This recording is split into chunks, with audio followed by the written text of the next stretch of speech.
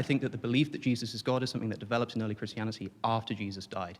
I think there's nothing that Jesus said himself that can make us confidently say that he was walking around claiming to be God. What do you need in order to believe that Jesus is God? Because even if we take kind of this development in the Gospels, we can go before that. So would you say Paul's letters like Philippians and Colossians, would you say they were written before the Gospels?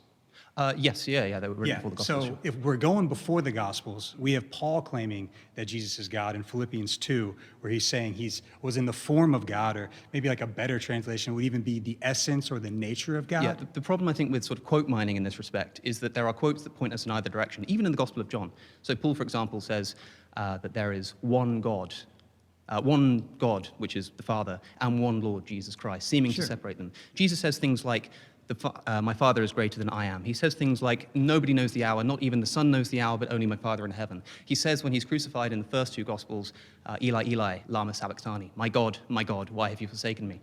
I could point to these and say, these are Jesus claiming that he's separate from God. Well, there is a distinction from the Father and the Son. So Sure. we're not, but instead of quote mining, I could just quote the whole thing. That though he was in the form of God, didn't count equality with God a thing to be grasped, but emptied himself by taking the form of a servant, being born in the likeness of men. Sure. So I also have no problem saying that Paul thought that Jesus was God. Okay, But my